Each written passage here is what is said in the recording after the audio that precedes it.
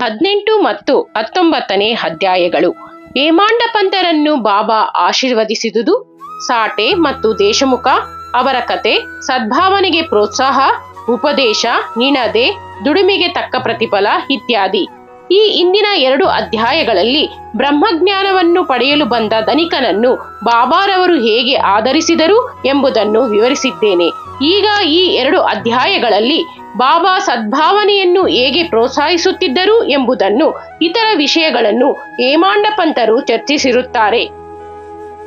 ಸದ್ಗುರುವು ಶಿಷ್ಯನ ಅರ್ಹತೆಯನ್ನು ತಿಳಿದು ಅವನಿಗೆ ಸರಿಯಾದುದನ್ನು ಉಪದೇಶಿಸಿ ಅವನನ್ನು ಸ್ವಾನುಭಾವದ ಗುರಿಯೆಡೆಗೆ ಸಾಗಿಸುತ್ತಾನೆ. ಈ ವಿಚಾರದಲ್ಲಿ ಗುರುಗಳು ಹೇಳಿಕೊಟ್ಟಿರುವುದನ್ನು ಬೇರೆಯವರಿಗೆ ತಿಳಿಸಬಾರದೆಂದು ಕೆಲವರ ಅಭಿಪ್ರಾಯ. ಅದನ್ನು ಪ್ರಕಟಿಸಿದರೆ ಅದು ನಿಷ್ಪ್ರಯೋಜಕವಾಗುವುದೆಂದು ಅವರು ವಾದಿಸುತ್ತಾರೆ. ಈ ಅಭಿಪ್ರಾಯ ಸರಿಯಲ್ಲ. ಸದ್ಗುರುವು ಮಳೆಗಾಲದ ಮೋಡಗಳಿದ್ದಂತೆ ಧಾರಾಕಾರವಾಗಿ ಅವನು ಮಳೆ ಸುರಿಸಬಲ್ಲನು, ಅಂದರೆ ತನ್ನ ಅಮೃತ ವಚನಗಳನ್ನು ಎಲ್ಲೆಡೆಗೂ ಹರಡಬಲ್ಲನು. ಇದನ್ನು ನಾವು ಅನುಭವಿಸಿ ಜ್ಞಾನೋದಯವಾದ ನಂತರ ಯಾವ ಆಶೆಯೂ ಇಲ್ಲದೆ ಅದನ್ನು ಇತರರ ಸೇವೆಗಾಗಿ ಸದ್ವಿನಿಯೋಗ ಮಾಡಬೇಕು. ಉದಾಹರಣೆ, ಬುಧ ಕೌಶಿಕ ಮುನಿಯು ತಾನು ಕನಸಿನಲ್ಲಿ ಕಂಡ ರಾಮ ರಕ್ಷಾ ಸ್ತೋತ್ರವನ್ನು ಪ್ರಕಟಿಸಿದ್ದಾನೆ.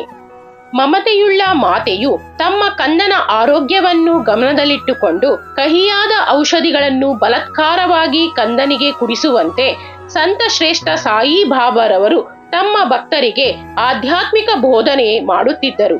ಅವರ ರೀತಿ ಗುಪ್ತವಾಗಿರದೆ ಎಲ್ಲರಿಗೂ ಗೋಚರಿಸುವಂತಿತ್ತು. ಅವರ ಬೋಧನೆಗಳಿಂದ ನಾವು ಗುರಿ ಸಾಧಿಸಬಹುದಾಗಿತ್ತು. ಬಾಬಾ ಅವರಂತ ಗುರುಗಳು ನಮ್ಮ ಜ್ಞಾನ ಚಕ್ಷುಷಗಳನ್ನು ತೆರೆದು ಆತ್ಮದ ಸೌಂದರ್ಯವನ್ನು ತೋರಿಸಿ ಭಕ್ತಿ ಮಾರ್ಗವನ್ನು ಅವಲಂಬಿಸಲು ಸಹಾಯ ಮಾಡುತ್ತಾರೆ. ಇದಾದ ನಂತರ ನಮ್ಮ ಇಂದ್ರಿಯ ಚಾಪಲ್ಯಗಳು ದೂರವಾಗಿ ವಿವೇಕ ಮತ್ತು ವೈರಾಗ್ಯವೆಂಬ ಅವಳಿ ಜವಳಿ ಫಲಗಳು ನಮ್ಮ ಕರಗತವಾಗುತ್ತವೆ ಮತ್ತು ಪರಮಜ್ಞಾನ ಕನಸಿನಲ್ಲಿಯೂ ಸಹ ಉಕ್ಕಿ ಹರಿಯುತ್ತದೆ. ನಾವು ಸದ್ಗುರುವಿನ ಸಂಘದಲ್ಲಿದ್ದು ಅವನ ಪ್ರೀತಿಗೆ ಪಾತ್ರರಾದ ಕೂಡಲೇ ಇವೆಲ್ಲವನ್ನೂ ಹೊಂದಬಹುದು. ಭಕ್ತರ ಆಭಿಷ್ಟಗಳನ್ನು ನೆರವೇರಿಸುವ ಆ ಪರಮಾತ್ಮನು ಸಹಾಯ ಮಾಡಿ ಕಷ್ಟ ಕಾರ್ಪಣ್ಯಗಳನ್ನು ದೂರ ಮಾಡಿ ನಮಗೆ ಆನಂದವನ್ನು ದೊರಕಿಸಿಕೊಡುತ್ತಾನೆ. ಈ ಪ್ರಗತಿ ಅಥವಾ ಏಳಿಗೆ ಸದ್ಗುರುವಿನ ಸಹಾಯದಿಂದ ಮಾತ್ರವೇ ಸಾಧ್ಯ. ಆದುದರಿಂದ ನಾವು ಯಾವಾಗಲೂ ಸದ್ಗುರುವಿನ ಧ್ಯಾನ ಮಾಡಬೇಕು. ಒಂದು ಸಾರಿ ಶ್ರೀ ಸಾಟೆಯವರಿಗೆ ವ್ಯಾಪಾರದಲ್ಲಿ ಬಹಳ ನಷ್ಟವಾಯಿತು. ಕೆಲವು ಅನಿರೀಕ್ಷಿತ ಮತ್ತು ಅವರ್ಣನೀಯ ಕಾರಣಗಳಿಂದ ತೊಂದರೆಗಳುಂಟಾಗಿ ಬಹಳ ಬೇಸರಗೊಂಡಿದ್ದರು. ಮನೆಯಲ್ಲಿ ವಿಶ್ರಾಂತಿ ದೊರಕದೆ ಇದ್ದುದರಿಂದ ಬೇರೆ ಎಲ್ಲಿಯಾದರೂ ಹೋಗಿ ಬರೋಣವೆಂದು ಅನಿಸಿತು. ಎಲ್ಲವೂ ಸುಗಮವಾಗಿ ಸುಖ ಸಂತೋಷಗಳಲ್ಲಿರುವಾಗ ಮಾನವನು ಪರಮಾತ್ಮನನ್ನು ಸ್ಮರಿಸುವುದೇ ಇಲ್ಲ. ಕಷ್ಟ ಕಾರ್ಪಣ್ಯಗಳು ತಲೆದೂರಿದಾಗ ಮಾತ್ರ ಪರಮಾತ್ಮ ನೆನಪು ಬರುತ್ತದೆ. ಇದು ಮಾನವನ ಸಹಜ ಸ್ವಭಾವ. ಅವನ ಕರ್ಮ ಸವೆದಿದ್ದರೆ ಮಾತ್ರ ಪರಮಾತ್ಮನು ಸಮಾಧಾನ ಮತ್ತು ಸಂತೋಷವನ್ನು ಕೊಡಬಲ್ಲ. ಸದ್ಗುರುವಿನ ಸಂಪರ್ಕಕ್ಕೆ ದಾರಿ ತೋರುವನು ಶ್ರೀ ಸಾಟೆಯವರಿಗೆ ಇದು ಅನುಭವವಾಯಿತು. ಅವರ ಸ್ನೇಹಿತರು ಶಿರಡಿಗೆ ಹೋಗಿ ಬಾಬಾರವರ ದರ್ಶನ ಪಡೆದರೆ ಎಲ್ಲವೂ ಸರಿ ಹೋಗುತ್ತದೆ ಎಂದು ಹೇಳಿದರು. ಇದನ್ನು ಮನಗಂಡು ಅವರು 1917ರಲ್ಲಿ ಶಿರಡಿಗೆ ಬಂದರು.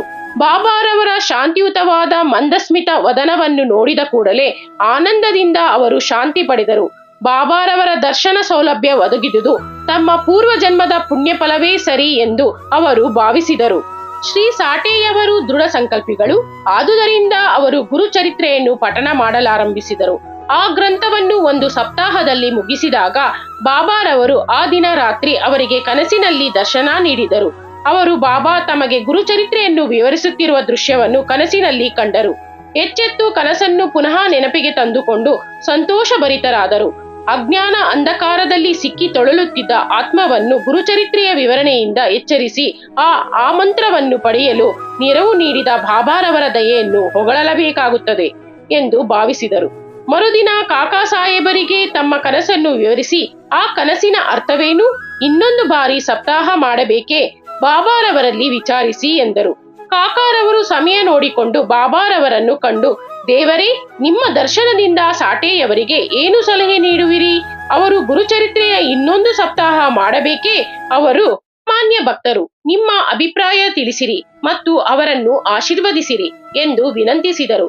ಆಗ ಬಾಬಾರವರು ಅವನು ಗ್ರಂಥವನ್ನು ಮತ್ತೊಮ್ಮೆ ಪಠಿಸಲಿ. ಶ್ರದ್ಧೆ ಭಕ್ತಿಗಳಿಂದ ಅದನ್ನು ಪಠಿಸಿದರೆ ಪರಮಾತ್ಮನು ಅವನಿಗೆ ಒಳ್ಳೆಯದನ್ನು ಮಾಡುತ್ತಾನೆ ಎಂದು ಉತ್ತರಿಸಿದರು.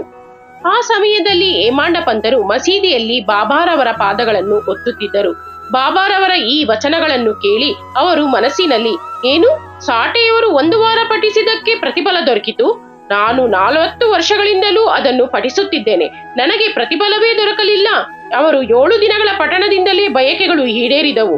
ಆದರೆ ನಾನು 7 ವರ್ಷಗಳಿಂದಲೂ ಇಲ್ಲಿಯೇ ಇದ್ದೇನೆ, ಆದರೂ ಕೂಡ ಏನೂ ಪ್ರಯೋಜನವಾಗಲಿಲ್ಲ. ಚಾತಕ ಪಕ್ಷಿಯು ಹೇಗೆ ನೀರಿಗೆ ಆತರಿಯುತ್ತಿರುವುದೋ ಅದೇ ರೀತಿಯಲ್ಲಿ ನಾನು ಬಾಬಾರವರ ಅಮೃತಧಾರೆಗೆ ಆತರಿಯುತ್ತಿದ್ದೇನೆ, ಆಶೀರ್ವದಿಸಲ್ಪಡಲು ಕಾತುರನಾಗಿದ್ದೇನೆ ಎಂದು ಯೋಚಿಸುತ್ತಿದ್ದರು. ಹೇಮಾಂಡ ಪಂತರ ಮನದಲ್ಲಿ ಈ ತರದ ಯೋಚನೆ ಸುಳಿಯಲಾರಂಭಿಸಿದ ಕೂಡಲೇ ಅದು ಬಾಬಾ ಅವರಿಗೆ ತಿಳಿಯಿತು. ಅವರಿಗೆ ಭಕ್ತರ ಮನಸ್ಸನ್ನು ಗ್ರಹಿಸುವ ಶಕ್ತಿ ಇದ್ದದ್ದು ಅವರ ಅನೇಕ ಭಕ್ತರ ಅನುಭವ. ಭಕ್ತರ ದುರ್ಭಾವನೆಗಳನ್ನು ಅಡಗಿಸಿ ಸದ್ಭಾವನೆಗಳನ್ನು ಪ್ರೋತ್ಸಾಹಿಸುತ್ತಿದ್ದರು. ಬಾಬಾರವರು ಕೂಡಲೇ ಹೇಮಾಂಡ ಪಂತರ ಮನಸ್ಸನ್ನು ಓದಿ, ನೀನು ಹೋಗಿ ಶ್ಯಾಮ ಅವರಿಂದ 15 ರು ದಕ್ಷಿಣೆ ತೆಗೆದುಕೊಂಡು ಬಾ, ಅಲ್ಲಿಯೇ ಸ್ವಲ್ಪ ಹೊತ್ತು ಆನಂದದಿಂದ ವಿರಮಿಸು ಎಂದು ಹೇಳಿ ಕಳುಹಿಸಿದರು. ಬಾಬಾರವರ ಮನಸ್ಸಿನಲ್ಲಿ ದಯೆ ಮೂಡಿತ್ತು, ಆದುದರಿಂದಲೇ ಈ ತರದ ಆಜ್ಞೆ ಮಾಡಿದರು. ಹೇಮಾಂಡ ಪಂತರು ಕೂಡಲೇ ಮಸೀದಿಯನ್ನು ಬಿಟ್ಟು ಶ್ಯಾಮ ಅವರ ಮನೆಗೆ ಬಂದರು. ಶ್ಯಾಮ ಅವರು ಆಗ ತಾನೇ ಸ್ನಾನ ಮುಗಿಸಿ ಪಂಚೆ ಉಟ್ಟುಕೊಳ್ಳುತ್ತಿದ್ದರು. ಅವರು ಹೊರಗೆ ಬಂದು, ಇದೇನು ಈಗ ಇಲ್ಲಿಗೆ ಬಂದಿರುವೆ? ಮಸೀದಿಯಿಂದ ಬಂದಿರುವಂತೆ ತೋರುತ್ತದೆ. ಒಬ್ಬನೇ ಬಂದಿರುವೆಯಲ್ಲ, ಸ್ವಲ್ಪ ಹೊತ್ತು ಕುಳಿತು ವಿಶ್ರಮಿಸಿಕೊ, ಪೂಜೆ ಮುಗಿಸಿ ಬರುತ್ತೇನೆ ಎಂದು ಹೇಳಿ ಹೇಮಾಂಡ ಪಂತರಿಗೆ ತಾಂಬೂಲ ಸವಿಯಲು ಕೊಟ್ಟು ಪೂಜೆಗೆ ಹೊರಟರು. ಅಲ್ಲಿಯೇ ಕಿಟಕಿಯಲ್ಲಿ ಪ್ರಸಿದ್ಧ ಮರಾಠಿ ಗ್ರಂಥವಾದ ಏಕನಾಥ ಭಾಗವತ ಇತ್ತು. ಸಾಯಿ ಬಾಬಾರವರ ಸಲಹೆ ಮೇರೆಗೆ ಶ್ರೀಗಳಾದ ಬಾಪು ಸಾಹೇಬ ಜೋಗ ಮತ್ತು ಕಾಕಾ ದೀಕ್ಷಿತ ಅವರು ಪ್ರತಿ ದಿವಸವೂ ಶಿರಡಿಯಲ್ಲಿ ಭಗವದ್ಗೀತೆ ಮತ್ತು ಮರಾಠಿ ಟೀಕಾರ್ಥವಾದ ಭಾವಾರ್ಥ ದೀಪಿಕಾ ಅಥವಾ ಜ್ಞಾನೇಶ್ವರಿ ನಾಥ ಭಾಗವತ ಮತ್ತು ಭಾವಾರ್ಥ ರಾಮಾಯಣ ಇವುಗಳನ್ನು ಪಠಿಸುತ್ತಿದ್ದರು. ಭಕ್ತರು ಬಾಬಾ ಅವರಿಗೆ ಪ್ರಶ್ನೆಗಳನ್ನು ಕೇಳಿದಾಗ ಈ ಪುಸ್ತಕಗಳ ಕೆಲವು ಭಾಗಗಳನ್ನು ಬಾಬಾ ಅವರಿಗೆ ಓದಲು ಹೇಳುತ್ತಿದ್ದರು. ಅವುಗಳನ್ನು ಓದಿದಾಗ ಅವರ ಸಮಸ್ಯೆ ಪರಿಹಾರವಾಗುತ್ತಿದ್ದವು. ಹೇಮಾಂಡ ಪಂತರೂ ಸಹ ನಾಥ ಭಾಗವತದ ಕೆಲವು ಭಾಗಗಳನ್ನು ಪ್ರತಿದಿನವೂ ಪಠಿಸುತ್ತಿದ್ದರು. ಅಂದು ಹೇಮಾಂಡ ಪಂತರು ಕೆಲವು ಭಕ್ತರ ಸಂಗಡ ಮಸೀದಿಗೆ ಹೋಗಬೇಕಾದ ಸಂದರ್ಭವು ಒದಗಿದ್ದುದರಿಂದ ಗ್ರಂಥ ಪಠಣೆ ಪೂರ್ಣ ಮುಗಿಸಲಾಗಿರಲಿಲ್ಲ. ಶ್ಯಾಮರವರ ಮನೆಗೆ ಬಂದು ಆ ಗ್ರಂಥವನ್ನು ಕೈಗೆ ತೆಗೆದುಕೊಂಡು ತೆರೆದಾಗ ಅವರು ಇನ್ನೂ ಮುಗಿಸದೇ ಇದ್ದ ಭಾಗ ಸರಿಯಾಗಿ ಬಂದಿತು. ಅದನ್ನು ಅವರು ಆನಂದದಿಂದ ಪಠಿಸಿ ಮುಗಿಸಿದರು. ಅಷ್ಟರಲ್ಲಿ ಶ್ಯಾಮ ಪೂಜೆ ಮುಗಿಸಿ ಹೊರಗೆ ಬಂದರು. ಹೇಮಾಂಡ ಪಂತ, ನಾನು ಬಾಬಾರವರಿಂದ ಒಂದು ಸಂದೇಶವನ್ನು ತೆಗೆದುಕೊಂಡು ಬಂದಿರುತ್ತೇನೆ. ಅವರು ನಿಮ್ಮಿಂದ 15 ರು ದಕ್ಷಿಣೆ ಕೇಳಿ ತೆಗೆದುಕೊಂಡು ಬಾ ಎಂದು ಹೇಳಿರುತ್ತಾರೆ ಮತ್ತು ನಿಮ್ಮೊಡನೆ ಸ್ವಲ್ಪ ಹೊತ್ತು ಮಾತುಕತೆ ಮುಗಿಸಿಕೊಂಡು ವಿರಾಮದಿಂದ ಬಾ ಎಂದು ಹೇಳಿರುತ್ತಾರೆ. ಶ್ಯಾಮ ಆಶ್ಚರ್ಯದಿಂದ, ನನ್ನ ಹತ್ತಿರ ಹಣವಿಲ್ಲ, ದಕ್ಷಿಣೆಗೆ ಬದಲಾಗಿ ನನ್ನ 15 ನಮಸ್ಕಾರಗಳನ್ನು ತೆಗೆದುಕೊಂಡು ಹೋಗು. ಹೇಮಾಂಡ ಪಂತ, ಸರಿ, ನಿಮ್ಮ 15 ನಮಸ್ಕಾರಗಳನ್ನು ತೆಗೆದುಕೊಂಡಿರುತ್ತೇನೆ, ಸ್ವಲ್ಪ ಹೊತ್ತು ಕಾಲ ಕಳೆಯೋಣ. ಶ್ಯಾಮ, ಸರಿ, ಕುಳಿತುಕೋ. ಪರಮಾತ್ಮನ ಅಂದರೆ ಬಾಬಾರವರ ಲೀಲೆಗಳು ಅತ್ಯಾಶ್ಚರ್ಯಕವಾದವುಗಳಲ್ಲವೇ?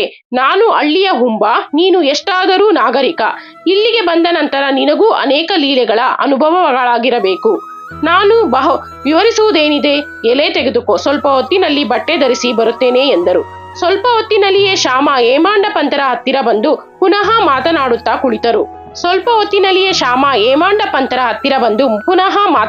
ಕುಳಿತರು. ಅವರು ಈ ಸಾಯಿಯವರ ಲೀಲೆ ಅಗಾಧವಾದದ್ದು, ಅವರ ಲೀಲೆಗಳಿಗೆ ಅಂತ್ಯವೇ ಇಲ್ಲ. ನಮ್ಮಂತವರಿಗೇನು ತಿಳಿದಿದೆ? ಬಾಬಾರವರೇ ನೇರವಾಗಿ ಏಕೆ ಹೇಳಬಾರದು? ನಿನ್ನಂತ ವಿದ್ವಾಂಸನನ್ನೇಕೆ ನನ್ನ ಬಳಿಗೆ ಕಳಿಸಬೇಕು? ಅವರ ಮರ್ಮವನ್ನು ತಿಳಿಯಲು ಅಸಾಧ್ಯ. ಒಂದೇ ಮಾತಿನಲ್ಲಿ ಹೇಳುವುದಾದರೆ ಅವರನ್ನು ಗ್ರಹಿಸಲು ಮನುಷ್ಯ ಮಾತ್ರರಿಂದ ಸಾಧ್ಯವಿಲ್ಲ. ಈ ಸಂದರ್ಭದಲ್ಲಿ ನನಗೊಂದು ಕತೆ ನೆನಪಿಗೆ ಬರುತ್ತದೆ. ಅದು ನನಗೆ ಸ್ವಂತ ಗೊತ್ತಿದೆ, ಹೇಳುತ್ತೇನೆ ಕೇಳು. ಭಕ್ತನು ಶ್ರದ್ಧೆ ಭಕ್ತಿಯುಳ್ಳವನಾಗಿದ್ದರೆ ಪ್ರತಿಫಲ ಶೀಘ್ರದಲ್ಲಿಯೇ ದೊರಕುತ್ತದೆ. ಕೆಲವು ಸಾರಿ ಬಾಬಾ ಭಕ್ತರನ್ನು ಕಠಿಣ ಪರೀಕ್ಷೆಗೆ ಗುರಿಪಡಿಸಿ ನಂತರ ಉಪದೇಶ ನೀಡುತ್ತಾರೆ ಎಂದರು.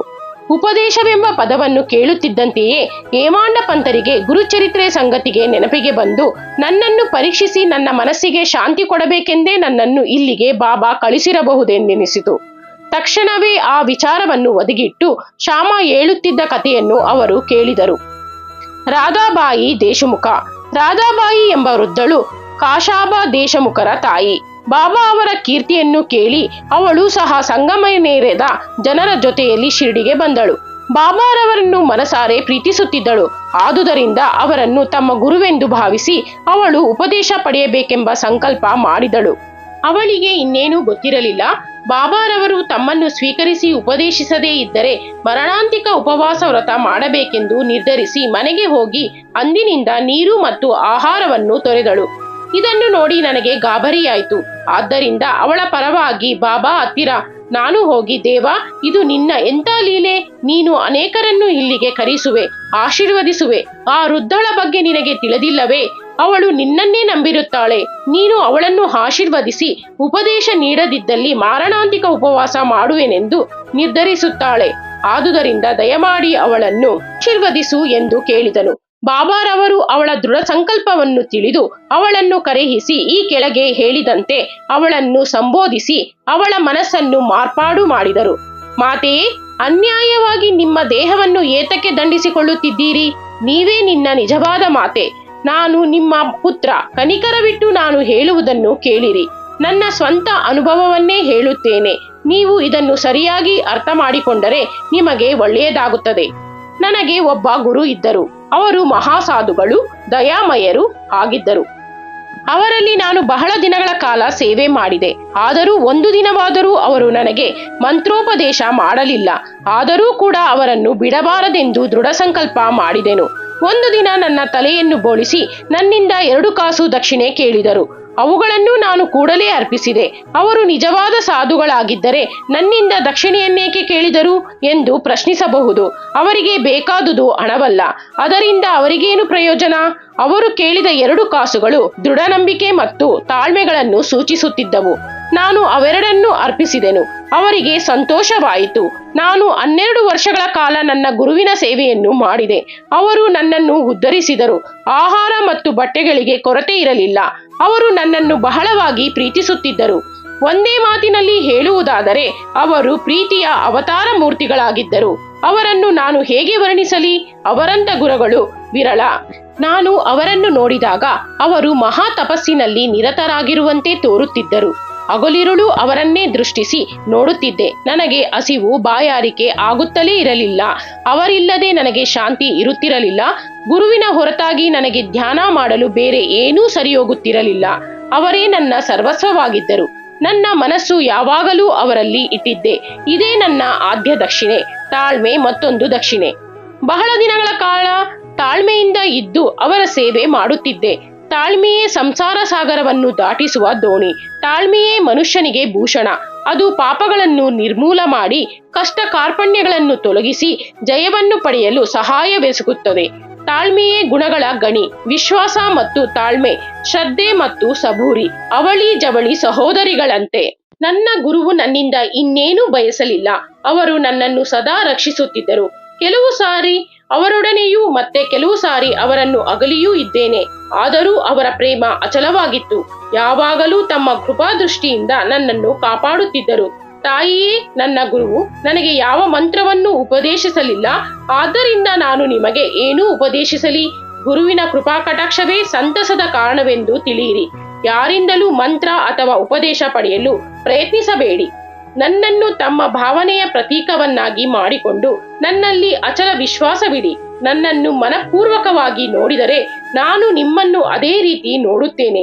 ಈ ಮಸೀದಿಯಲ್ಲಿ ಕುಳಿತು ನಾನಾ ಸಾಧಾ ಸತ್ಯವನ್ನೇ ನುಡಿಯುತ್ತೇನೆ. ಇದಕ್ಕೆ ಯಾವ ಸಾಧನೆಯೂ ಅಥವಾ ಶಾಸ್ತ್ರಗಳ ಪಾಂಡಿತ್ಯವೂ ಬೇಕಿಲ್ಲ. ಯಾರು ಗುರುವನ್ನೇ ಹರಿಹರ ಬ್ರಹ್ಮಾದಿಗೆಂದು ಆರಾಧಿಸುವರೋ ಅವರು ಆಶೀರ್ವಾದಿಸಲ್ಪಡುತ್ತಾರೆ. ಈ ರೀತಿ ಉಪದೇಶಿಸಲ್ಪಟ್ಟ ರಾಧಾಬಾಯಿಯು ಸಂಪೂರ್ಣ ವಿಶ್ವಾಸದಿಂದ ತನ್ನ ಉಪವಾಸವನ್ನು ಬಿಟ್ಟಳು. ಇದನ್ನು ಸಮಯಕ್ಕೆ ಸರಿಯಾಗಿ ಕೇಳಿದ ಹೇಮಾಂಡ ಪಂತರು ಅಚ್ಚರಿಗೊಂಡರು. ಆನಂದಕ್ಕೆ ಪಾರವಿಲ್ಲದೆ ಅವರು ಕ್ಷಣಕಾಲ ಸ್ತಂಭೀಭೂತರಾದರು. ಇದನ್ನು ನೋಡಿದ ಶ್ಯಾಮಾ ಅವರು, ಏನು ಸಮಾಚಾರ? ಏತಕ್ಕೆ ಸುಮ್ಮನಿದ್ದೀಯೇ? ಇನ್ನೆಷ್ಟು ಲೀಲೆಗಳನ್ನು ವಿವರಿಸಲಿ ಎಂದರು. ಆ ಸಮಯಕ್ಕೆ ಸರಿಯಾಗಿ ಮಧ್ಯಾಹ್ನದ ಆರತಿ ಸಮಯವಾಯಿತೆಂದು ಮಸೀದಿಯ ಗಂಟೆ ಬಾರಿಸತೊಡಗಿತು. ಇದನ್ನು ಕೇಳಿ ಇಬ್ಬರು ಮಸೀದಿಗೆ ಹೊರಟರು. ಎಲ್ಲರೂ ಆರತಿ ಆಡುತ್ತಿದ್ದರು. ಶ್ಯಾಮಾ ಅವರು ಹೇಮಾಂಡ ಪಂತರನ್ನು ಸಂಗಡ ಕರೆದುಕೊಂಡು ಮಸೀದಿಗೆ ಬಂದು ಬಾಬಾರವರ ಬಲಗಡೆ ಕುಳಿತರು. ಹೇಮಾಂಡ ಪಂತರು ಬಾಬಾರವರ ಮುಂದೆ ಕುಳಿತರು. ಇದನ್ನು ಕಂಡ ಬಾಬಾರವರು ಹೇಮಾಂಡ ಪಂತರಿಗೆ ಶ್ಯಾಮಾ ಅವರಿಂದ ತಂದ ದಕ್ಷಿಣೆಯನ್ನು ಕೊಡಲು ಕೇಳಿದರು. ಹೇಮಾಂಡ ಪಂತರು ಶ್ಯಾಮಾ ಅವರು 15 ನಮಸ್ಕಾರಗಳನ್ನು ಮಾತ್ರ ಕೊಟ್ಟಿರುತ್ತಾರೆಂದು ತಿಳಿಸಿದರು. ಆಗ ಬಾಬಾರವರು, ಸರಿ, ನಾನು ಹೇಳಿದ ಪ್ರಕಾರ ಏನಾದರೂ ಮಾತುಕತೆ ನಡೆಸಿದಿರಾ ಹಾಗಿದ್ದರೆ ಯಾವ ವಿಚಾರ ಪ್ರಸ್ತಾಪಿಸಿದಿರಿ ಎಂದು ಕೇಳಿದರು. ಗಂಟೆಗಳು ಮತ್ತು ಮೃದಂಗದ ಶಬ್ದ ಮತ್ತು ಹಾಡುಗಳು ಇವೊಂದನ್ನದೇ ಲಕ್ಷಿಸದೆ ಹೇಮಾಂಡಪಂತರು ಆನಂದದಿಂದ ನಡೆದ ವಿಚಾರವೆಲ್ಲವನ್ನೂ ಹೇಳತೊಡಗಿದರು. ಬಾಬಾರವರೂ ಸಹ ಕೇಳುತ್ತಿದ್ದರು. ಹೇಮಾಂಡಪಂತರು ಮಾತನಾಡಿದುದೆಲ್ಲವನ್ನೂ ಹೇಳುತ್ತಾ, ನಿಜಕ್ಕೂ ಆ ವೃದ್ಧಳ ಕಥೆಯಿಂದ ನನ್ನನ್ನು ಪರೋಕ್ಷವಾಗಿ ಆಶೀರ್ವದಿಸಿದ್ದೀರಿ ಬಾಬಾ ಎಂದರು. ಬಾಬಾರವರು ಕತೆ ನಿಜವಾಗಿ ಅದ್ಭುತವಾದದ್ದು, ಆದರೆ ನೀನು ಹೇಗೆ ಆಶೀರ್ವದಿಸಲ್ಪಟ್ಟೆ ವಿವರಿಸಿ ಎಂದರು. ಹೇಮಾಂಡಪಂತರು ಕೇಳಿದ ವಿಷಯವೆಲ್ಲವನ್ನೂ ವಿಶದವಾಗಿ ಹೇಳಿದರು. ಬಾಬಾರವರು ಆನಂದದಿಂದ, ನಿನಗೆ ಆ ಕಥೆಯು ಪೂರ್ಣ ಅರ್ಥವಾಯಿತೇ ಎಂದು ಕೇಳಿದರು. ಹೇಮಾಂಡಪಂತರು, ಹೌದು ಬಾಬಾ, ನನಗೆ ಈಗ ಶಾಂತಿ ದೊರಕಿದೆ ಎಂದರು. ಆಗ ಬಾಬಾರವರು, ನನ್ನ ರೀತಿ ಅದ್ವಿತೀಯವಾದದ್ದು. ಈ ಒಂದು ಕಥೆಯನ್ನು ಜ್ಞಾಪಕದಲ್ಲಿಟ್ಟುಕೊಂಡರೆ ನಿನಗೆ ಉಪಯೋಗವಾಗುತ್ತದೆ. ಆತ್ಮಜ್ಞಾನ ದೊರೆಯಬೇಕಾದರೆ ಭಕ್ತಿ ಅತ್ಯವಶ್ಯಕ. ಇದನ್ನು ನಿರಂತರವಾಗಿ ಅಭ್ಯಾಸ ಮಾಡಿದರೆ ನಿನ್ನ ವೃತ್ತಿಗಳು ಸಮಾಧಾನವಾಗುತ್ತವೆ. ಆಶಾರಹಿತನಾಗಿ ನಿನ್ನ ಮನಸ್ಸನ್ನು ಆ ಪರಮಾತ್ಮನಲ್ಲಿಡು, ಆಗ ಗುರಿಯನ್ನು ಸಾಧಿಸಬಹುದು. ಯಾವಾಗಲೂ ನನ್ನ ನಿರಾಕಾರ ರೂಪವನ್ನೇ ಧ್ಯಾನಿಸು. ಇದು ಸಾಧ್ಯವಿಲ್ಲದಿದ್ದರೆ ಹಗಲಿರುಳು ನಿನ್ನು ನೋಡುತ್ತಿರುವ ರೂಪವನ್ನೇ ಧ್ಯಾನಿಸು. ಈ ರೀತಿ ಧ್ಯಾನ ಮಾಡುತ್ತಿದ್ದರೆ ನಿನ್ನ ವೃತ್ತಿಗಳು ಒಂದು ದಾರಿಯನ್ನು ಅನವರ್ತಿಸುತ್ತವೆ. ಆಗ ಧ್ಯಾತ, ಧ್ಯಾನ, ಧ್ಯೇಯ ಇವುಗಳಿಗಿರುವ ವ್ಯತ್ಯಾಸವು ದೂರವಾಗುತ್ತದೆ. ಆಗ ನಿನ್ನ ಮನಸ್ಸು ಬ್ರಹ್ಮನಲ್ಲಿ ಐಕ್ಯವಾಗುತ್ತದೆ. ಆಮೆಯು ನದಿಯ ಒಂದು ದಡದಲ್ಲಿದ್ದು ಅದರ ಮರಿಗಳು ಇನ್ನೊಂದು ದಡದಲ್ಲಿದ್ದರೂ ಅವರ ದೃಷ್ಟಿ ಮಾತ್ರವೇ ಅವುಗಳಿಗೆ ಆಹಾರವಿದ್ದಂತೆ. ಅದು ಮರಿಗಳಿಗೆ ಹಾಲನ್ನಾಗಲಿ ಆಹಾರವನ್ನಾಗಲಿ ಕೊಡಬೇಕಿಲ್ಲ. ಗುರುವಿಗೂ ಶಿಷ್ಯನಿಗೂ ಅದೇ ರೀತಿ ಸಂಬಂಧವಿದೆ ಎಂದು ಬಾಬಾ ಹೇಳಿದರು. ಈ ರೀತಿ ಹೇಳುತ್ತಿರುವಾಗ ಆರತಿ ಮತ್ತು ವಾದ್ಯ ಮುಗಿದು ಜನರು ಏಕಕಂಠದಿಂದ ಜ್ಞಾನಿಯೂ ಸಚಿದಾನಂದ ರೂಪನೂ ಆದ ಸದ್ಗುರು ಸಾಯಿಬಾಬಾ ಅವರಿಗೆ ಜಯವಾಗಲಿ ಎಂದು ಘೋಷಿಸಿದರು. ಇದಾದ ನಂತರ ಪ್ರಸಾದ ವಿನಿಯೋಗವಾಯಿತು. ಬಾಪು ಸಾಹೇಬ ಜೋಗ ಅವರು ಯಥಾ ಪ್ರಕಾರ ಬಾಬಾ ಅವರಿಗೆ ನಮಸ್ಕರಿಸಿ ಸಕ್ಕರೆ ಕೊಟ್ಟರು. ಬಾಬಾ ಆಗ ಸಕ್ಕರೆಯನ್ನು ಹೇಮಾಂಡಪಂತರಿಗೆ ಕೊಟ್ಟು, ಈ ಕಥೆಯನ್ನು ನೀನು ಮನಸಾರೆ ಜ್ಞಾಪಕದಲ್ಲಿಟ್ಟುಕೋ. ನಿನ್ನ ಜೀವನ ಸಕ್ಕರೆಯಷ್ಟೇ ಸಿಹಿಯಾಗುತ್ತದೆ. ನಿನ್ನ ಆಭಿಷ್ಟಗಳೆಲ್ಲವೂ ಸಿದ್ಧಿಸಿ ನೀನು ಸುಖಿಯಾಗಿರುವೆ ಎಂದು ಆಶೀರ್ವದಿಸಿದರು. ವಾಚಕ ಮಹಾಶಯರೇ, ಹೇಮಾಂಡಪಂತರಿಗೆ ಕಲ್ಲು ಸಕ್ಕರೆ ದೊರಕಿತು, ನಮಗೆ ಸಾಯಿ ಲೀಲಾಮೃತ ದೊರಕಿತು. ಅದನ್ನು ಮನದಣಿಯುವಂತೆ ಸೇವಿಸಿ ಪರಮಾತ್ಮನನ್ನು ಧ್ಯಾನಿಸೋಣ. ಬಾಬಾರವರ ಕೃಪೆಯಿಂದ ಸಂತೋಷದಿಂದಿರೋಣ. ಬಾಬಾರವರ ವಚನಗಳು ಅಮೂಲ್ಯವಾದವುಗಳು. ಅವುಗಳನ್ನು ನಾವು ಜ್ಞಾಪಕದಲ್ಲಿಟ್ಟುಕೊಂಡು ಅವುಗಳಂತೆ ನಾವು ವರ್ತಿಸಿದರೆ ನಿಜವಾಗಿ ನಮಗೆ ಒಳ್ಳೆಯದಾಗುತ್ತದೆ. ಅವುಗಳೆಂದರೆ, ಯಾರು ತಮ್ಮ ಋಣಾನುಬಂಧವಿಲ್ಲದೆ ಎಲ್ಲಿಗೂ ಹೋಗಲಾರರು. ಯಾವ ಮನುಷ್ಯನೇ ಆಗಲಿ ಪ್ರಾಣಿಯೇ ಆಗಲಿ ನಿಮ್ಮ ಬಳಿ ಬಂದರೆ ನಿರ್ದಯೆಯಿಂದ ಓಡಿಸಬೇಡಿರಿ. ತಕ್ಕ ಮರ್ಯಾದೆ ಮತ್ತು ಆದರದಿಂದ ಸ್ವಾಗತಿಸಿರಿ. ಬಾಯಾರಿಕೆಯಾದವರಿಗೆ ನೀರು ಕೊಟ್ಟರೆ, ಹಸಿದವರಿಗೆ ಆಹಾರ ನೀಡಿದರೆ, ಬಡವರಿಗೆ ಉಡುಪು ಕೊಟ್ಟರೆ, ಅಪರಿಚಿತ ಪ್ರಯಾಣಿಕರಿಗೆ ನಿಮ್ಮ ಮನೆಯ ಪಡಸಾಲೆಯ ಮೇಲೆ ಮಲಗಿಕೊಳ್ಳಲು ಸ್ಥಳ ಕೊಟ್ಟರೆ ಶ್ರೀಹರಿಯು ಸಂತೃಪ್ತನಾಗುವನು. ನಿಮ್ಮಲ್ಲಿಗೆ ಹಣವನ್ನಪೇಕ್ಷಿಸಿ ಯಾರಾದರೂ ಬಂದರೆ ನಿಮಗೆ ಕೊಡಲು ಇಷ್ಟವಿಲ್ಲದಿದ್ದರೆ ಕೊಡಬೇಡಿರಿ. ಆದರೆ ವಿನಾಕಾರಣ ಹರಿಹಾಯಬೇಡಿರಿ. ನಿಮ್ಮನ್ನು ಅನೇಕ ಜನರು ನಿಂದಿಸಬಹುದು, ಆದರೂ ಅವರ ಮೇಲೆ ನೀವು ಸಿಟ್ಟು ಮಾಡಬೇಡಿ. ನೀವು ತಾಳ್ಮೆಯಿಂದ ವರ್ತಿಸಿದರೆ ಖಂಡಿತವಾಗಿಯೂ ನಿಮಗೆ ಶಾಂತಿ ದೊರಕುತ್ತದೆ. ಪ್ರಪಂಚವೇ ತಲೆಕೆಳಗಾದರೂ ಸರಿ, ನಿಮ್ಮ ಸ್ಥಳ ಬಿಟ್ಟು ಕದಲಬೇಡಿರಿ. ನಿಂತಲ್ಲಿಯೇ ನಿಂತು ಆಗು ಹೋಗುಗಳನ್ನು ಗಮನಿಸಿರಿ. ನನ್ನನ್ನು ಮತ್ತು ನಿಮ್ಮನ್ನು ಬೇರ್ಪಡಿಸಿರುವ ಗೋಡೆಯನ್ನು ತೆಗೆದುಹಾಕಿರಿ. ಆಗ ನಮ್ಮಿರುವರ ಭೇಟಿಗೆ ಅವಕಾಶ ಸಿಗುತ್ತದೆ. ನಾನು ನೀನು ಎಂಬ ವ್ಯತ್ಯಾಸವನ್ನು ನಿರ್ಮೂಲ ಮಾಡಿರಿ. ದೇವರು ದೊಡ್ಡವನು, ಅವನೇ ನಮ್ಮ ಸರ್ವಸ್ವ, ಅವನೇ ನಮ್ಮ ರಕ್ಷಕ. ಅವನ ರೀತಿ ನೀತಿಗಳು ಅಗಾಧ ಮತ್ತು ಅಮೂಲ್ಯವಾದವುಗಳು. ಅವನೇ ನಮ್ಮ ಆಭಿಷ್ಟಗಳನ್ನೆಲ್ಲ ನೆರವೇರಿಸುತ್ತಾನೆ. ನಾವು ಇಲ್ಲಿ ಒಟ್ಟುಗೂಡಿರುವುದು ನಮ್ಮ ಪೂರ್ವ ಜನ್ಮದ ಋಣಾನುಬಂಧದಿಂದ. ನಾವು ಅನ್ಯೋನ್ಯವಾಗಿ ಕಲಿತು ಪ್ರೀತಿ ಮತ್ತು ಆದರದಿಂದಿರೋಣ. ಈ ಒಂದು ಉದಾತ್ತವಾದ ಗುರಿಯನ್ನು ಯಾವನು ಸಾಧಿಸುತ್ತಾನೆಯೋ ಅವನೇ ನಿಜವಾದ ಸುಖಿ ಮತ್ತು ಅಮರನು. ಇತರರು ಪಶುಗಳಂತೆ ಉಸಿರಿರುವ ತನಕ ಜೀವಿಸುತ್ತಾರೆ. ಸದ್ಭಾವನೆಗೆ ಪ್ರೋತ್ಸಾಹ. ಶ್ರೀ ಸಾಯಿ ಬಾಬಾರವರು ಸದ್ಭಾವನೆಯನ್ನು ಹೇಗೆ ಪ್ರೋತ್ಸಾಹಿಸುತ್ತಿರುವುದು ಎಂಬುದನ್ನು ನಾವು ಗಮನಿಸಬೇಕು. ನೀವು ಅವರಲ್ಲಿ ಮನಪೂರ್ವಕವಾಗಿ ಶರಣಾಗತಿ ಹೊಂದಿದರೆ ಬಾಬಾ ನಿಮಗೆ ಎಷ್ಟು ಸಹಾಯವೆಸಗುತ್ತಾರೆಂಬುದು ನೀವೇ ಮನಗಾಣುವಿರಿ. ನೀವು ಬೆಳಗ್ಗೆ ಎದ್ದಾಗ ಇರುವ ಸದ್ಭಾವನೆಯನ್ನು ಅಭಿವೃದ್ಧಿಪಡಿಸಿಕೊಂಡು ನೋಡಿರಿ. ಆಗ ನಿಮ್ಮ ಬುದ್ಧಿಯು ವಿಕಾಸ ಹೊಂದಿ ಮನಸ್ಸು ನಿರ್ಮಲವಾಗುತ್ತದೆ. ಹೇಮಾಂಡ ಪಂತರು ಇದನ್ನು ಪ್ರಯೋಗಿಸಲು ಪ್ರಯತ್ನಿಸಿದರು. ಒಂದು ದಿನ ಬುಧವಾರ ರಾತ್ರಿ ಮಲಗುವಾಗ, ನಾಳೆ ಗುರುವಾರ, ಶಿರಡಿ ಪವಿತ್ರವಾದ ಸ್ಥಳ, ಆದುದರಿಂದ ಪವಿತ್ರವಾದ ಶ್ರೀರಾಮ ನಾಮಸ್ಮರಣೆಯಲ್ಲಿ ನಾನು ಕಾಲವನ್ನು ಕಳೆಯಬೇಕು ಎಂದು ಮನಸ್ಸಿನಲ್ಲಿ ಮಾಡಿಕೊಂಡು ಮಲಗಿದರು. ಮಾರನೇ ದಿನ ಬೆಳಗಾಗುತ್ತಲೇ ತನ್ನಷ್ಟಕ್ಕೆ ತಾನೇ ಏಕಪ್ರಕಾರವಾಗಿ ಶ್ರೀರಾಮನಾಮವು ಅವರ ಮುಖದಿಂದ ಹೊರಬರುತ್ತಿತ್ತು. ಅವರಿಗೆ ಸಂತೋಷವಾಯಿತು. ನಂತರ ಬೆಳಗಿನ ಕರ್ತವ್ಯವೆಲ್ಲವನ್ನು ಮುಗಿಸಿಕೊಂಡು ಪುಷ್ಪಗಳನ್ನು ತೆಗೆದುಕೊಂಡು ಬಾಬಾ ಅವರ ದರ್ಶನ ಪಡೆಯಲು ಮಸೀದಿಗೆ ಹೊರಟರು. ದೀಕ್ಷಿತವಾಡ ಬಿಟ್ಟು ಅವರು ಬೂಟಿವಾಡ ದಾಟುತ್ತಿರುವಾಗ ಬಾಬಾ ಅವರ ಮುಂದೆ ಔರಂಗಾಬಾದಕರು ಆಡುತ್ತಿದ್ದ ಏಕನಾಥ ಗುರುಕೃಪಾಂಜನ ಪಾಯೋ ಮೇರಾ ಭಾಯಿ ಎಂಬ ಹಾಡನ್ನು ಕೇಳಿದರು. ಅಂದರೆ ಗುರುಕೃಪೆಯ ರೂಪದಲ್ಲಿ ನನಗೆ ಅಂಜನ ದೊರೆತಿದೆ, ಅದು ನನ್ನ ದೃಷ್ಟಿಯನ್ನು ವಿಕಸಿಸಿ ರಾಮ ದರ್ಶನಕ್ಕೆ ನೆರವು ನೀಡಿದೆ ಎಂದರ್ಥ. ಸಾಯಿಯವರ ಭಕ್ತರಾದ ಔರಂಗಾಬಾದಕರ ಈ ಹಾಡನ್ನು ಆಗ ಆಡಿದ ಉದ್ದೇಶವೇನು? ನಿಜವಾಗಿಯೂ ಹೇಮಾಂಡ ಪಂತರ ಪ್ರತಿಜ್ಞೆಯನ್ನು ಈಡೇರಿಸಲು ಬಾಬಾ ಅದನ್ನೇ ಅವರು ಕೇಳುವ ಹಾಗೆ ಮಾಡಿದುದು ಆಶ್ಚರ್ಯಕರವಲ್ಲವೇ? ಎಲ್ಲಾ ಸಂತರು ಶ್ರೀರಾಮನ ನಾಮೋಚ್ಚರಣೆ ಶ್ರೇಷ್ಠವೆಂದೇ ಹೇಳುತ್ತಾರೆ. ಶ್ರೀರಾಮ ನಾಮಸ್ಮರಣೆಯಿಂದ ನಮ್ಮ ಕಷ್ಟಗಳೆಲ್ಲವೂ ದೂರವಾಗಿ ನಮ್ಮ ಆಭಿಷ್ಟಗಳು ಕೈಗೂಡುತ್ತವೆ. ವಿವಿಧೋಪದೇಶ. ಸಾಯಿ ಬಾಬಾ ಅವರು ಉಪದೇಶ ನೀಡಲು ಪ್ರತ್ಯೇಕ ಸ್ಥಳವನ್ನಾಗಲಿ ಪ್ರತ್ಯೇಕ ಕಾಲವನ್ನಾಗಲಿ ನೋಡುತ್ತಿರಲಿಲ್ಲ. ಸಂದರ್ಭ ಬಂದಾಗಲೆಲ್ಲ ಉಪದೇಶ ನೀಡುತ್ತಿದ್ದರು. ಒಂದು ಬಾರಿ ಬಾಬಾ ಅವರು ಇನ್ನೊಬ್ಬನನ್ನು ಅವನ ಹಿಂದೆ ನಿಂದಿಸುತ್ತಿದ್ದನು. ಸಾಮಾನ್ಯವಾಗಿ ಜನರು ವಿನಾಕಾರಣ ಇನ್ನೊಬ್ಬನನ್ನು ಅಳಿಯುತ್ತಾರೆ. ಇದೇ ದ್ವೇಷಕ್ಕೆ ಮೂಲ ಕಾರಣ. ಸಂತರು ಪರನಿಂದೆಯನ್ನು ಬೇರೊಂದು ವಿಧದಲ್ಲಿ ನೋಡುತ್ತಾರೆ. ಹೊಳೆಯನ್ನು ತೊಳೆಯುವ ಸಾಧನಗಳು ಬೇರೆ ಬೇರೆಯಾಗಿವೆ. ಅವು ಮಣ್ಣು, ನೀರು ಮತ್ತು ಸಾಬೂನು.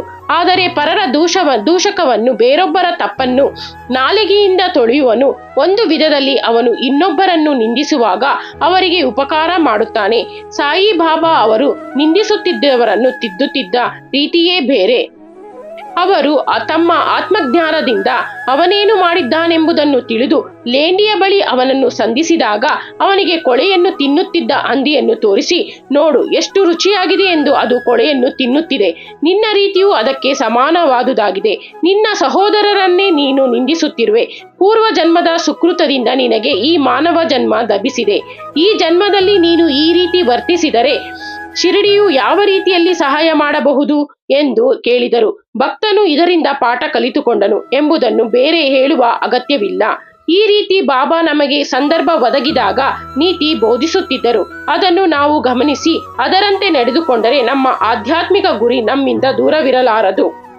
ತಮ್ಮನ್ನು ಕೇವಲ ಮನುಷ್ಯ ಮಾತ್ರರೆಂದು ತಿಳಿದಿದ್ದ ಕೆಲವರ ತಪ್ಪು ಅಭಿಪ್ರಾಯವನ್ನು ಹೋಗಲಾಡಿಸಲು ಬಾಬಾ ಪೃಥ್ವಿ, ಆಪ್, ತೇಜಸ್ಸು, ವಾಯು, ಸ್ವರ್ಗ ಇವುಗಳಲ್ಲಿ ವ್ಯಾಪಿಸಿರುವ ಸರ್ವವ್ಯಾಪಿ ನಾನು ಎಂದು ಹೇಳಿರುತ್ತಾರೆ. ದೇವರು ಸಾಯಿ ರೂಪದಲ್ಲಿ ಅವತರಿಸಿದರು. ಯಾರು ಅವರನ್ನು ಯಾವಾಗಲೂ ಸ್ಮರಿಸುತ್ತಾ ಅವರನ್ನೇ ತಮ್ಮ ಏಕಮಾತ್ರ ಆಶ್ರಯವಾಗಿ ಮಾಡಿಕೊಂಡಿರುತ್ತಾರೆಯೋ ಅವರು ಸಿಹಿ ಮತ್ತು ಸಕ್ಕರೆ, ಅಲೆ ಮತ್ತು ಕಡಲು, ನೇತ್ರ ಮತ್ತು ಕಾಂತಿಯಂತೆ ಅವನಲ್ಲಿ, ದೇವರಲ್ಲಿ ಏಕಾಗ್ರತೆಯನ್ನು ಮುಟ್ಟುತ್ತಾರೆ. ಯಾರು ಜನನ ಮರಣಗಳೆಂಬ ವ್ಯೂಹದಿಂದ ತಪ್ಪಿಸಿಕೊಳ್ಳಲಿಚ್ಛಿಸುತ್ತಾರೆಯೋ ಅಂಥವರು ಸತ್ಯಪರರಾಗಿರಬೇಕು. ಯಾವ ಮನುಷ್ಯನಿಗೂ ನೋವನ್ನುಂಟು ಮಾಡುವಂತ ಮಾತುಗಳನ್ನಾಡಬಾರದು. ಯಾವಾಗಲೂ ಸತ್ಯಪರವಾಗಿ ತಮ್ಮ ತನು, ಮನ, ಧನಗಳನ್ನು ಆ ಭಗವಂತನಲ್ಲಿ ಅರ್ಪಿಸಬೇಕು. ಆಗ ಅವರು ಹೆದರಬೇಕಿಲ್ಲ.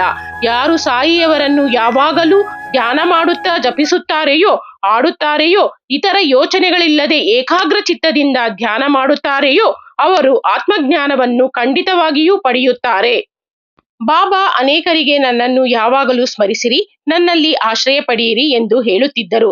ದೇವರು ಯಾರು ಎಂದು ತಿಳಿಯಲು ಇಚ್ಛಿಸಿದವರಿಗೆ ಶ್ರವಣ ಮತ್ತು ಮನನವನ್ನು ಅಭ್ಯಾಸ ಮಾಡುವಂತೆ ಹೇಳುತ್ತಿದ್ದರು. ಕೆಲವರಿಗೆ ಹರಿನಾಮ ಸ್ಮರಣೆಯನ್ನು ಮಾಡುವಂತೆಯೂ, ಕೆಲವರಿಗೆ ಪರಮಾತ್ಮನ ಲೀಲೆಗಳನ್ನು ಶ್ರವಣ ಮಾಡುವಂತೆಯೂ, ಕೆಲವರಿಗೆ ಹರಿಯ ಪಾದ ಪೂಜೆ ಮಾಡುವಂತೆಯೂ, ಮತ್ತೆ ಕೆಲವರಿಗೆ ಉದಾತ್ತವಾದ ಪುರಾಣ ಗ್ರಂಥಗಳಾದ ಜ್ಞಾನೇಶ್ವರಿ ಮುಂತಾದ ಗ್ರಂಥಗಳನ್ನು ಓದುವಂತೆಯೂ ಹೇಳುತ್ತಿದ್ದರು. ಅನೇಕರಿಗೆ ವಿಷ್ಣು ಸಹಸ್ರನಾಮ ಪಠಣ ಮಾಡುವಂತೆ ಹೇಳುತ್ತಿದ್ದರು. ಕೆಲವರನ್ನು ತಮ್ಮ ಹತ್ತಿರ ಕೂಡಿಸಿ ಕೊಳ್ಳುತ್ತಿದ್ದರು. ಮತ್ತೆ ಕೆಲವರನ್ನು ಖಂಡೋಬಾ ದೇವಸ್ಥಾನಕ್ಕೆ ಕಳುಹಿಸುತ್ತಿದ್ದರು. ಮಿಕ್ಕವರಿಗೆ ಚಾಂದೋಗೋಪನಿಷತ್ತನ್ನಾಗಲಿ ಗೀತೆಯನ್ನಾಗಲಿ ಪಠಿಸಲು ಹೇಳುತ್ತಿದ್ದರು. ಅವರ ಉಪದೇಶಗಳಿಗೆ ಮಿತಿ ಇರಲಿಲ್ಲ. ಕೆಲವರು ಕುಡುಕರಿಗೆ ಕನಸಿನಲ್ಲಿ ಕಾಣಿಸಿಕೊಂಡು ಅವರ ಎದೆಯ ಮೇಲೆ ಕುಳಿತು ನೋವು ಮಾಡಿ ಅವರು ಕುಡಿಯುವುದಿಲ್ಲವೆಂದು ಮಾತು ಕೊಟ್ಟ ಹೊರತು ಬಿಡುತ್ತಿರಲಿಲ್ಲ. ಕೆಲವರಿಗೆ ಕನಸಿನಲ್ಲಿ ಗುರುರ್ ಬ್ರಹ್ಮಾದಿ ಮಂತ್ರದ ಅರ್ಥವನ್ನು ವಿವರಿಸುತ್ತಿದ್ದರು. ಹಠಯೋಗ ಸಾಧಕರನ್ನು ಬರಮಾಡಿಕೊಂಡು ಅದನ್ನು ಬಿಡುವಂತೆ ಹೇಳಿ ಶಾಂತಿ ಮತ್ತು ತಾಳ್ಮೆಯನ್ನು ಬೋಧಿಸುತ್ತಿದ್ದರು. ಅವರ ರೀತಿ ನೀತಿಗಳನ್ನು ವರ್ಣಿಸಲು ಅಸಾಧ್ಯ. ಪ್ರಪಂಚದ ವ್ಯವಹಾರದಲ್ಲಿ ಸಾಮಾನ್ಯವಾಗಿ ತಮ್ಮ ಸ್ವಂತ ನಡವಳಿಕೆಯಿಂದಲೇ ಬಾಬಾ ಪಾಠ ಕಲಿಸುತ್ತಿದ್ದರು. ಅವುಗಳಲ್ಲಿ ಒಂದನ್ನು ಕೆಳಗೆ ಕೊಟ್ಟಿದೆ. ಶ್ರಮಜೀವಿಗಳಿಗೆ ಸಂಭಾವನೆ. ಒಂದು ದಿನ ಮಧ್ಯಾಹ್ನ ಸಾಯಿಬಾಬಾ ಅವರು ರಾಧಾಕೃಷ್ಣ ಮಾಯಿ ಅವರ ಮನೆ ಬಳಿಗೆ ಬಂದು ಏಣಿ ತೆಗೆದುಕೊಂಡು ಬನ್ನಿ ಎಂದರು. ಕೆಲವರು ಏಣಿ ತೆಗೆದುಕೊಂಡು ಬಂದು ಬಾಬಾ ಅವರ ಆಜ್ಞೆಯಂತೆ ಗೋಡೆಗೆ ಒರಗಿಸಿದರು. ಆಗ ಅವರು ವಾಮನ ಗೋಂದಕರ ಅವರ ಮನೆ ಮೇಲೆ ಹತ್ತಿ ರಾಧಾಕೃಷ್ಣ ಮಾಯಿ ಅವರ ಮನೆ ಮೇಲೆ ಬಂದು ನಂತರ ಕೆಳಗಿಳಿದರು. ಬಾಬಾ ಅವರ ಈ ನಡತೆ ಯಾರಿಗೂ ಅರ್ಥವಾಗಲಿಲ್ಲ. ರಾಧಾಕೃಷ್ಣ ಮಾಯಿ ಅವರು ಆಗ ಚಳಿ ಜ್ವರದಿಂದ ಬಳಲುತ್ತಿದ್ದರು. ಆ ಜ್ವರವನ್ನು ಹೋಗಲಾಡಿಸಲೋಸ್ಕರವೇ ಬಾಬಾ ಅವರು ಹಾಗೆ ನಡೆದುಕೊಂಡರು. ಮಾಳಿಗೆಯಿಂದ ಕೆಳಗಿಳಿದ ತಕ್ಷಣ ಬಾಬಾ ಏಣಿಯನ್ನು ತಂದುಕೊಟ್ಟವನಿಗೆ 2 ರೂಗಳನ್ನು ಕೊಟ್ಟರು. ಕೆಲವರು ಧೈರ್ಯ ಮಾಡಿ, ಬಾಬಾ, ಇಷ್ಟು ಕೆಲಸಕ್ಕೆ ಅವನಿಗೆ ಏಕೆ ಅಷ್ಟು ಹಣ ಕೊಟ್ಟಿರಿ ಎಂದು ಕೇಳಿದರು. ಆಗ ಅವರು, ಇತರರ ಶ್ರಮವನ್ನು ಯಾರೂ ಪುಕ್ಕಟ್ಟೆ ಪಡೆಯಬಾರದು ಎಂದುತ್ತರಿಸಿದರು. ಕೆಲಸಗಾರರಿಗೆ ಕೂಲಿಯನ್ನು ಧಾರಾಳವಾದ ಮನಸ್ಸಿನಿಂದ ತಪ್ಪದೇ ಕೊಡಬೇಕು. ಬಾಬಾ ಅವರ ತತ್ವವನ್ನು ಅನುಷ್ಠಾನಕ್ಕೆ ತಂದರೆ ಕೆಲಸಗಾರರಿಗೂ ಮಾಲೀಕರಿಗೂ ವಿರಸೆ ಬರುವುದಿಲ್ಲ. ಶ್ರೀ ಸಾಯಿ ಪ್ರಣಾಮ. ಅಧ್ಯಾಯ 18 ಮತ್ತು 19 ಮುಕ್ತಾಯ.